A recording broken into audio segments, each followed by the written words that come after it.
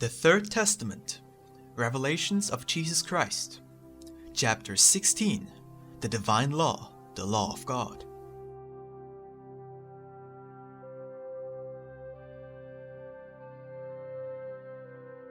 The power of divine law. Thus saith the Lord, there are many men who judge my doctrine out of its time. That is, because their material nature does not allow them to see the eternal aspect of my lessons. My law is unchanging. It is men who, with their cultures, civilizations, and laws, pass, leaving only what the Spirit has built with its works of love and charity. It is the Spirit that, after every day of work and every trial, upon acquiring the Arcane, beholds the unmovable stone of my law and the ever-open book that contains the doctrine of the Spirit. I have poured my light forth over all men, revealing to them the only existing truth. But you see how each man and each people feels, thinks, believes, and interprets it differently. These different ways of thinking that men have given origin to their divisions, since each people or race follows different paths and also nourishes different ideals. The majority have departed from the true illuminated path. They believe that fulfilling the divine law implies sacrifices, denial, and superhuman effort, preferring to create for themselves religions and sects whose rules and practices are easier for them to fulfill, believing that thereby they can calm the need for light and elevation that their spirit feels. Many centuries and eras have passed without humans realizing that fulfilling my law is not a sacrifice for them, but rather that they do sacrifice spirit and flesh in the world by denying my commandments.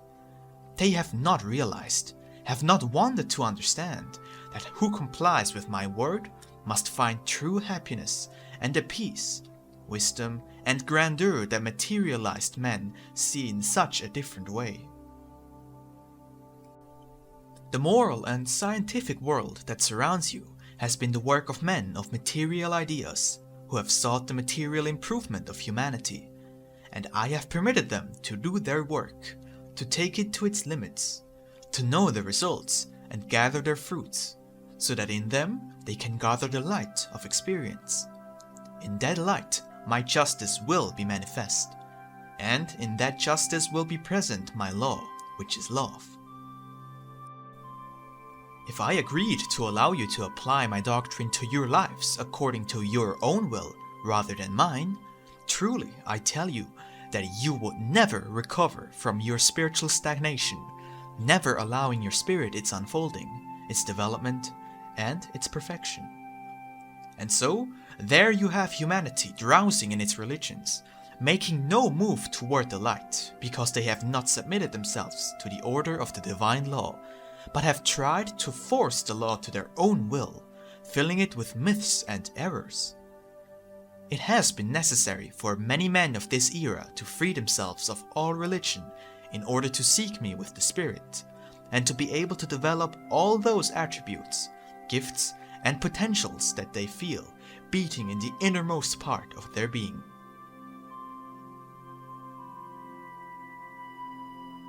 The commandment of the love of God in the spiritualist work. It is your God who speaks to you. My voice is the law. Today you are hearing it anew without the necessity of inscribing it upon a rock or sending my incarnate word among you. It is my divine voice that reaches your spirit and reveals to it the beginning of an era in which man will be justified, reconciled with his Creator, and purified, as it is written. I gave you the perfect lesson through Jesus. Analyze my passage through the world as a man from birth to death, and you will have an explanation of love in its perfect living form. I do not come to ask you to be equal to Jesus, for in him there was that which you cannot reach, perfection in the form of a man. For in him was God himself in a limited form, but I do tell you that you must imitate him. My eternal law has always spoken to you of that love. I said to you in the first times, love God with all your heart and spirit, and love your neighbor as yourself. Later I gave you these inspirations. Love your brothers as the Father has loved you, and love one another. In this time I have told you to love God before all creation, to love God in all that exists, and all that exists in God, that you practice charity, and more charity with your brothers, in order to see the Father in all his splendor, for charity is love. I will not even say to you that this doctrine of spirituality will be a worldwide religion, because I never granted you a religion, but a law. I limit myself to telling you that the law that will triumph on earth, and which will be established in it to illuminate the existence of men, will be the law of love, which I have explained in my doctrine, so that you understand it fully. Mankind will still perform many false deeds of love and charity, until it learns to love and practice true charity, and many will go from religion to religion until their spirit elevates itself in knowledge and reaches an understanding that the only law, the universal and eternal doctrine of the Spirit, is the law of love, which everyone will attain. All the religions will disappear, and only the light of the temple of God will remain, shining within and outside of man, in which everyone will render only one worship of obedience, of love, of faith, and goodwill.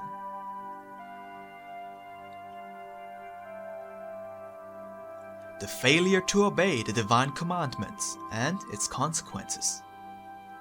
On this dawn of commemoration, I ask you, what have you done with the law that I conveyed to mankind through Moses?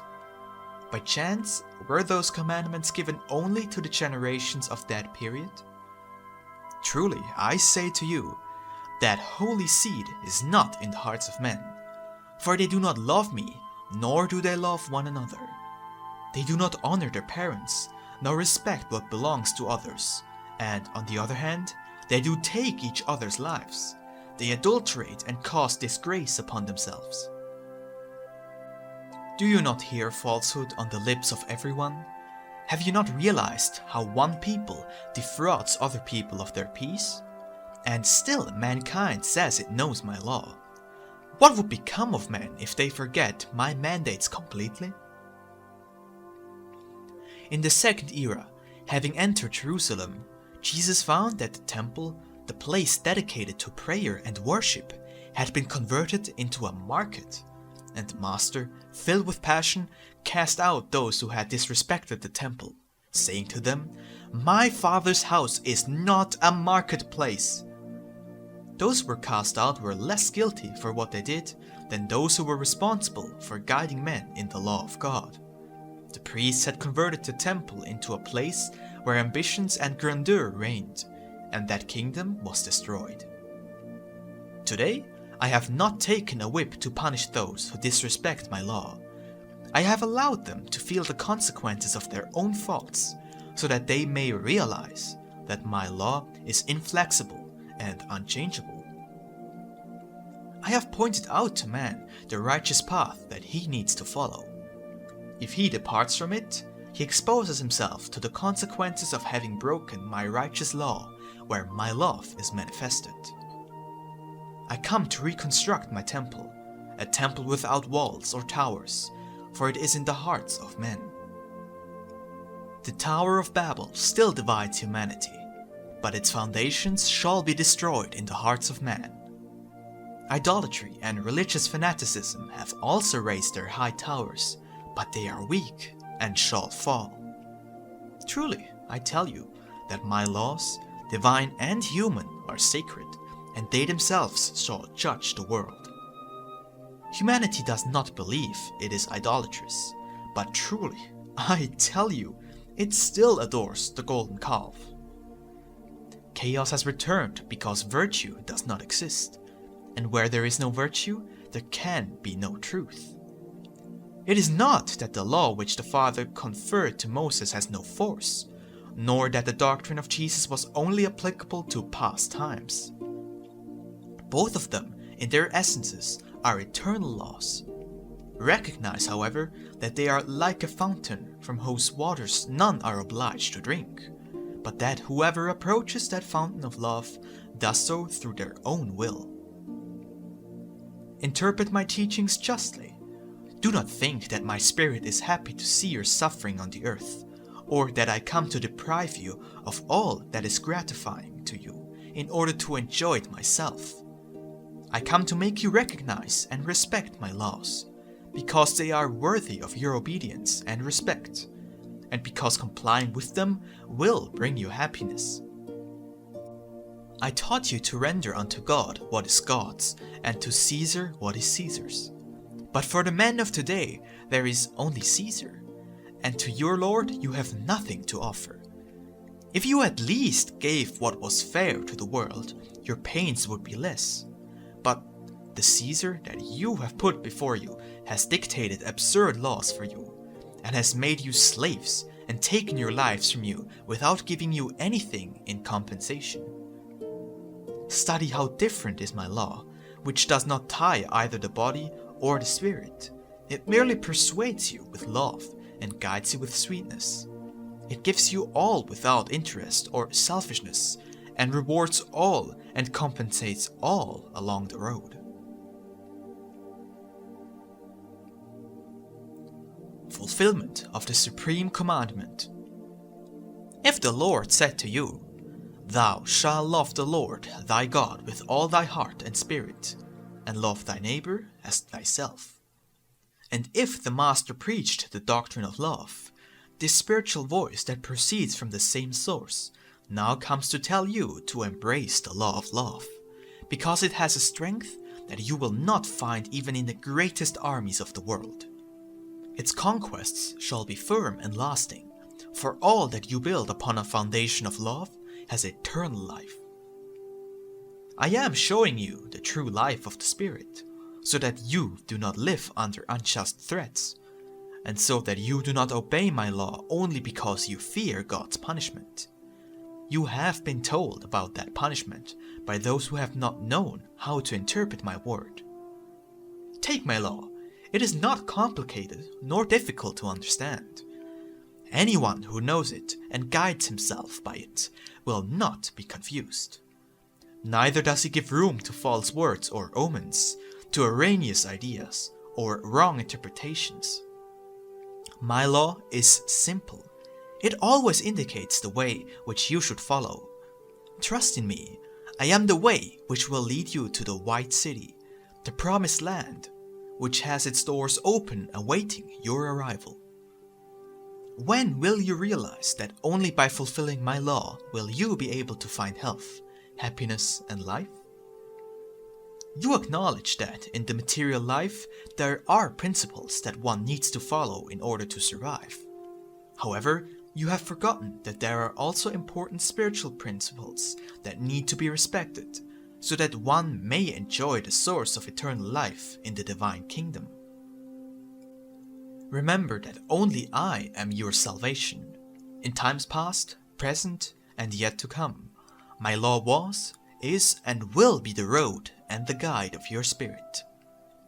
Blessed shall be those who trust in my law, for they shall never be lost in the crossing of the ways. They shall come to the promised land and give voice to the hymn of triumph. I know that the greater your knowledge of me, the more you will love me. When I tell you to love me, do you know what I truly want to tell you? I am telling you to love truth, to love life, to love enlightenment, to love one another, and to love the true life. I wish that just as I love you, you love one another, and yourselves as well.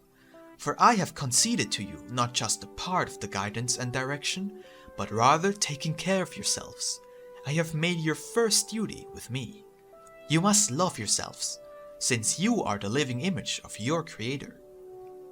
The mission that I have entrusted to my people on earth is both great and very delicate, and that is why I have sought them out in every era to inspire them with my word and reveal to them something more of the content of the law. The law of love, of good and of justice has been the spiritual inheritance that I have brought in every era. From lesson to lesson, I have led humanity to the understanding that the law can be summarized in one single commandment: love. Love the Father, who is the author of life. Love your brother, who is part of the Father. And love all that the Lord has created and ordered. Love is the cause, the principle, the seed of wisdom, of grandeur, of strength, of elevation, and of life. That is the true road traced by the Creator for the Spirit, so that step by step and dwelling to dwelling, you continue feeling ever closer to me. If from the beginning of time, mankind had created a cult of spiritual love, instead of falling into idolatrous rites and religious fanaticism, this world, today made into a valley of tears by man's anguish and misery, would be a valley of peace, to which spirits would come to gain merit in order to reach those spiritual dwelling places that a spirit on its road of elevation must enter after this life.